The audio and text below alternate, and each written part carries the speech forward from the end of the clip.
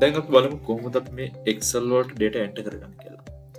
මම පොඩි සාම්පලයක් විතර අපි මම හදනවා මේ ස්කූල් එක කොහොමද ළමයිගේ මාක්ස් මේකට ඇඩ් කරගන්නේ.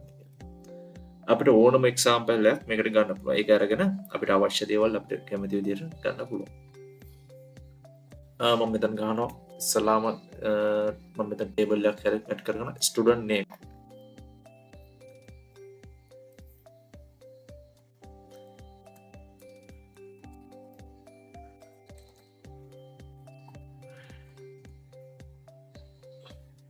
ඒ වගේම අපිට මම මෙතනට ස්ටුඩන්ට් නේම් ස්ටුඩන්ට් ගේ නම විදිහට දෙනවා. මම මේ විදිහට නේම් ටිකක් දෙනවා.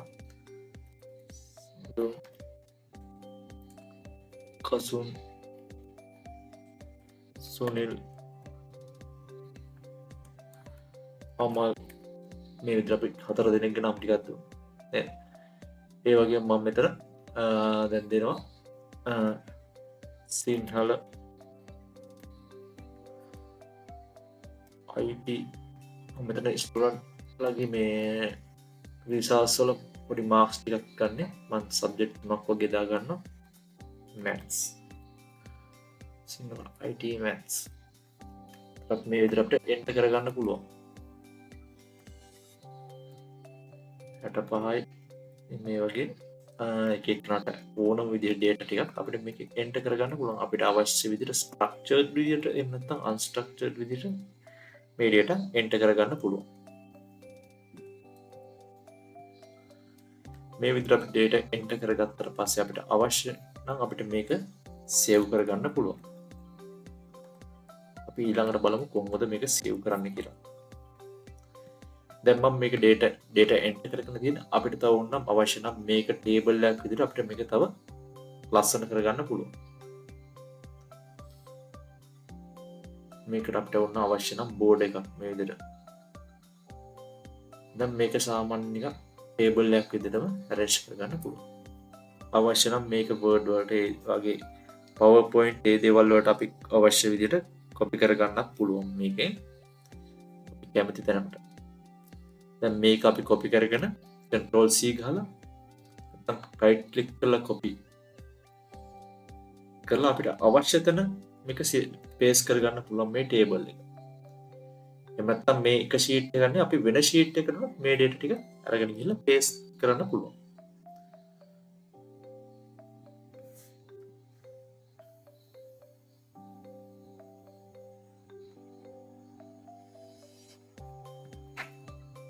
ඒ වගේම මේ දාපු data ටික අපි මකන්නේ සාමාන්‍ය delete key එක press කරන්න පුළුවන්. එතකොට අපිට මේ විදිහට අයින් වෙනවා.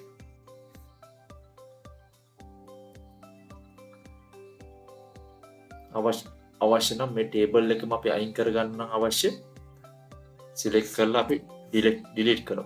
එතකොට මෙතන පේනවා නේද වගුව පේනවා. අපිට මේකත් එක්කම අපිට කෙලින්ම අයින් කරගන්නත් පුළුවන් අවශ්‍ය නම්.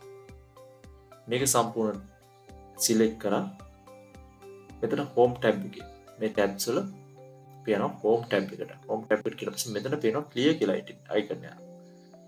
මෙන්න මෙතන අපි click කරලා පස්සේ මේ drop down එක click කරලා පස්සේ මෙතන එනවා clear all කියලා. ඒක අපි click කරලා පස්සේ මේ සම්පූර්ණ මේ table එක clear වෙනවා. ඒ විදිහට අපිට clear කරගන්න පුළුවන්. ඊළඟට අපි බලමු මේ කොහොමද මේ workbook එක අපි save කරන්න කියලා. එතන අපිට අවශ්‍ය ඒ ක්‍රම කීපයක් තියෙනවා. file ගිහිල්ලා save as ගිහිල්ලා more option දීලා අපිට save කරගන්න පුළුවන් අවශ්‍ය තැනට දීලා. මම මෙතන desktop එකේ දෙනවා save එක.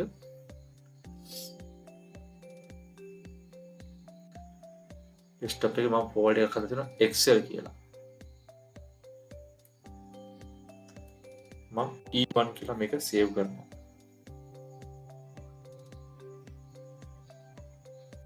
ඊට මේක save.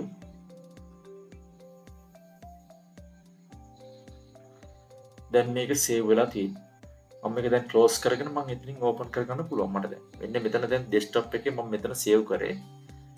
දැන් මෙතන ඔයාලට පේනවා දැන් මෙතන මේ folder එකේ මේක save වෙලා තියෙනවා.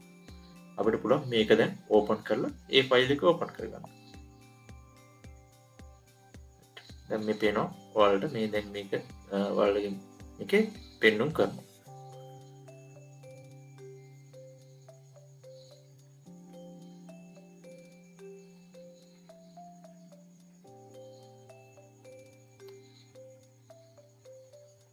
ඒ වගේම අපිට පුළුවන් මේකේ ෆොන්ට් වල ස්ටයිල්ස් වෙනස් කරගන්න. අපි මේක සිලෙක්ට් කරලා අපිට පුළුවන් මෙතනින් B එක. අපි එහෙම නැත්නම් control key එක ඔබාගෙන අපිට B එක ප්‍රෙස් කරාම ඒත් අපිට කරන්න පුළුවන් මේක බෝල්ඩ් කරගන්න. බෝල්ඩ් කරගන්න, ඉටැලික් කරගන්න, එහෙම නැත්නම් අන්ඩර්ලයින් කරගන්න. මේ විදිහට අපිට හැමති විදිහට අපිට මේ ෆොන්ට් ස්ටයිල් දෙන්න පුළුවන්. එහෙම නැත්නම් ෆොන්ට් එක මාරු කරනවා. අපි මෙතන ෆොන්ට් එකෙන් තනින් අපිට අවශ්‍ය ෆොන්ට් එක දීලා අපිට ඒක මාරු කරගන්න පුළුවන්. ඒ වගේම අපිට ෆොන්ට් මේ ෆොන්ට්ස් වල සයිස් එක වෙනස් කරගන්න පුළුවන් මෙන්න මෙතනින්. ෆොන්ට් එක සයිස් එක අපිට අවශ්‍ය ප්‍රමාණයට වෙනස් කරගන්න පුළුවන්. ඒ වගේම දැන් ඔයාලට පේන වැඩි දැන් සමහර වෙලාවට මෙන්න මේ වගේ සම්පූර්ණ ටේබල් එකේ දැන් නම වෙලා තියෙනවා නේද? ඒ වගේ වෙලාවකට අපිට කරන්න පුළුවන් මෙන්න මේ තියෙන කොලම් එක ගාවට ගිහිල්ලා මෙතන ඩබල් ක්ලික් කරන්න. එතකොට මෙන්න මේ ටික සම්පූර්ණ ඔයාලට පෙන්නුම් කරනවා. දැන් අනිත් ඒවා අපි හිතන්නේ ගොඩක් එහෙම තියෙනවා කියලා. මෙන්න මේ වගේ ගොඩක් තියෙන වෙලාවක. ගොඩක් තියෙන වෙලාවක ඒ වගේ අපිට පුළුවන් මේක සම්පූර්ණ මෙහෙම සිලෙක්ට් කරලා ඊට පස්සේ මෙන්න මේ වගේ තැනකට අපි කෙලවර ගිහිල්ලා අපි එහෙම ඩබල් ක්ලික් කරනවා. එතකොට අපිට පේනවා දැන් ඒ තියෙන හැම ඔක්කොම අපි මේ කොලම්ස් ටික ගන්නට අපිට ඇඩ්ජස්ට් වෙලා තියෙනවා. ඒ වගේ අපිට මේක ඇඩ්ජස්ට් කරගන්න පුළුවන්.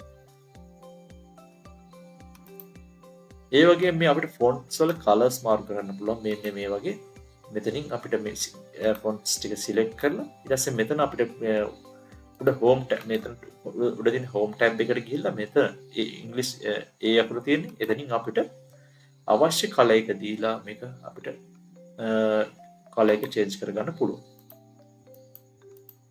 ඒ වගේ අපිට ගොඩක් ඔප්ෂන්ස් තියෙනවා මේකේ. අපි ඊළඟ ලෙසන් එකේදී අපි බලමු මේ කොහොමද අපි ෆන්ක්ෂන් එක වැඩ කරන්නේ. Excel functions එක වැඩ කරන්නේ අපි ගොඩක්ම වැදගත් වෙන්නේ ඒ ෆන්ක්ෂන් එක වැඩ කරන කැල්කියුලේෂන්ස් එහෙම කොහොමද කරන්නේ ඒ දේවල්. අපි ඒ ඊළඟ ලෙසන් එකේදී අපි ඒ දේවල් බලමු.